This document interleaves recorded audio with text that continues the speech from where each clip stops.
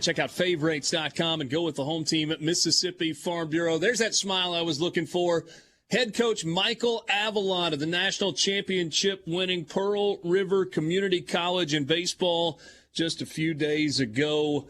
What a run through the national tournament. Coach, first of all, just congratulations. Thank you.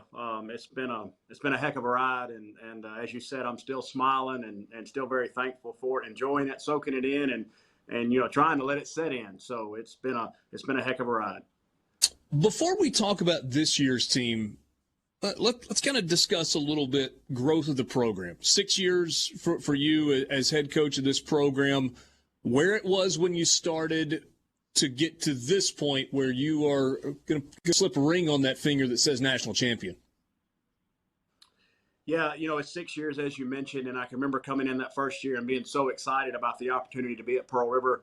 Throughout its history, there's always been really good players. You go back to early 2000, they were number one in the country, went to the World Series when Coach Ortiz was here. And so I knew this was possible. And I actually played at Holmes Community College in college and came here for the regional in 2002. And just the atmosphere of this place was different. And I said, if I ever get a chance to coach junior college baseball, Pearl River's the place I want to be. And so the good Lord put me and my family here, and we're thankful for it. We've had success over the past 6 years, but that's just because the baseball in this area is so good. And that was one thing that I was very excited about when I got the job, was knowing that the Pine Belt in baseball is really good. There's a lot of good baseball players, around here, a lot of good baseball coaches and programs. So we just went to work, and luckily we've had the success and continue to build on that each year. I was going to go there eventually, but you went there now. So let's talk about that just a second. You are part of a community of baseball, and I'm calling that the entire state of Mississippi, that baseball community, where it just means so much. It means a lot at the high school level. You just mentioned it means a ton at the junior college level. We've obviously got a super regional in the state of Mississippi with Ole Miss and Southern Miss. We've got the reigning national champions in Starkville. Baseball is such a big deal in the state of Mississippi. Can you point, in your mind, in your words, as to why it's such a big deal here?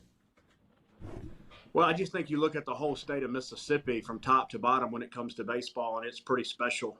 You mentioned Mississippi State last year. Obviously, you've got Southern Miss and Ole Miss going to battle it out this weekend in Hattiesburg, which is special. I got to catch, Southern Miss's game against LSU and saw a couple of our former players play this past weekend, and man, what an atmosphere! And so I know that's going to be wild again this weekend. But and then you look at Delta State Division II; they're always they won the conference this year again. William Carey, NAIA, and then down to us in junior college, and it doesn't skip a beat there. We have 4 or 5 teams every year that are in the top 20. And then you mentioned high school. You got Summerall, who was nationally ranked all year, who had an unbelievable year in program, as they always do. So I just think when you look at the population of Mississippi, and you look at how good the baseball is per population, it's pretty special. It just speaks to how important it is. And I think that goes back to these high school programs that are building this. You look around this area that I'm fortunate to coach in our district, so to say, and there's just some really good programs, high school coaches and players that do a phenomenal job. And I think it starts there and then just continues on up as it goes. So it's just a special. It's very competitive. People are proud of their sports in Mississippi. They want to win. The expectation of winning is there. That's something that I found here, and I'm thankful for. I've coached on the opposite end where there's not much expectation of winning. I'd much rather be at a place like this where they expect you to win, but they also help you to win and give you the resources. And so I think that's where it comes from. It starts in high school and it just continues on up. Visiting with Michael Avalon, head coach at Pearl River. They just won a national championship. There are so many things that are impressive about your team and the season that you had. But unless I missed something, going through the schedule, you guys didn't lose consecutive games the entire season. Is that accurate? That's correct. And if you know baseball or any sport, and for that it's matter, incredible. Especially in baseball when you're playing doubleheaders every time out in our conference. Our conference, as I mentioned, is probably the toughest in the country. It just speaks to the toughness of our guys. They just refuse to lose, and they refuse to get beaten twice. And so, that was something that was tough in the World Series. We lost game 1 of the best of 3, and you're sitting there going, here we go. Are we gonna will this be the time that we lose back-to-back games? It would be a terrible time for that to happen. But those guys answered again. But I got to give them credit. They're the ones that have to get themselves off the mat after, losing game one of a doubleheader and turning around and, making sure that doesn't happen again. But very, very special to do that in the game of baseball. Let's walk through your postseason run. We'll start with the Region 23 tournament. You have a couple of blowout wins, a couple of run rule wins, and then a battle with Hines. 6-5, you win that game in 12 innings, and it sets up ultimately the matchup with LSU Eunice, who has been a power at the junior college level, and you knock them off without a whole lot of drama, 11-4. So starting the postseason with what you guys did in Region 23. Well, you mentioned that Hines game, and there were a couple games throughout the season that I thought were critical in accomplishing some goals. To win the MACC conference, I remember we had to go to Mississippi Delta and face one of their best arms in a 7-inning ball game. He threw a gem. We ended up, getting to him in the 9th inning of a 7-inning game, extra innings, and being able to beat him. And I thought winning that game was the game that kind of catapulted us into the conference title, and knowing that, hey, we won that one, we should finish this thing off. But you mentioned the regional and Hines. We knew Hines was tough. We knew they were very, very good, very talented. We started late. A 12-inning game in the regional, back and forth.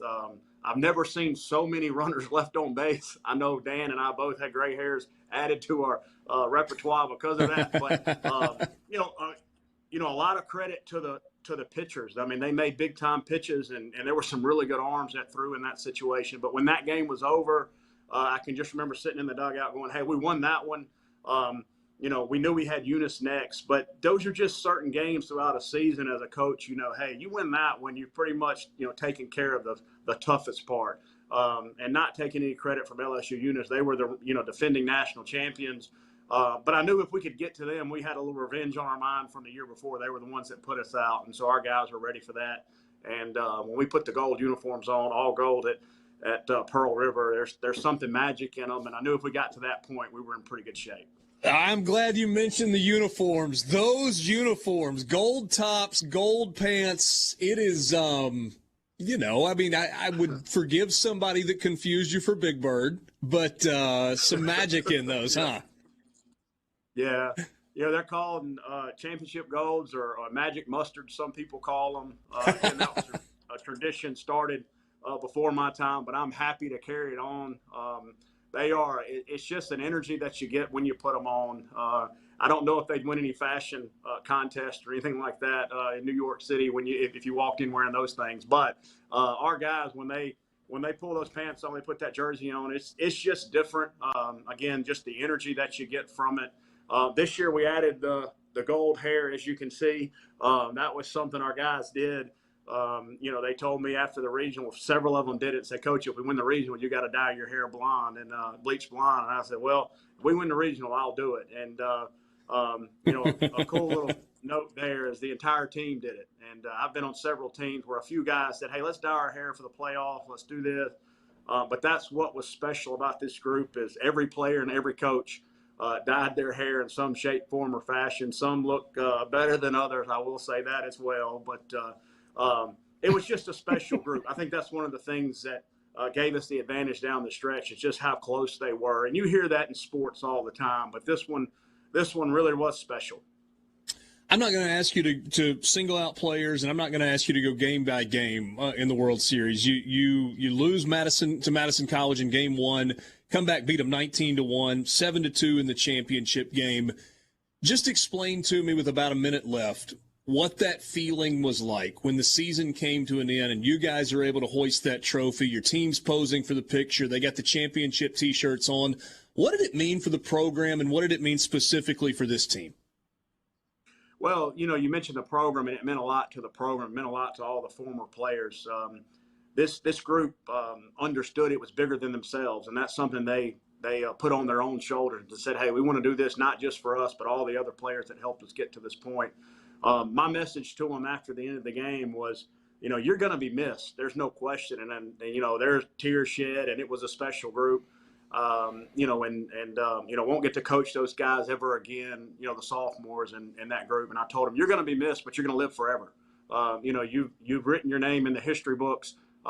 People are going to look up and know who you are, until I guess the end of time. And so very thankful for that. And those guys, they absolutely deserve to go out champions and to win their last game. Hey, I'm just curious. I've been a brown hair guy my entire life. What do you think? A little, some frosted tips or some bleach blonde on? I'm not sure that would work. Well, I didn't think so either, and I still don't think so. So I can't give you much help there. But hey, whatever the team wants, whatever it takes, I'm in, and that's so here we are. Brought a national championship back home to the state of Mississippi. Congratulations. Nobody can ever take that away from your team or from you. All the best. Thanks so much for spending a few minutes with us this afternoon, Michael. Awesome. Thank you all for what you do for sports in the state, and we appreciate you. Thank you so much.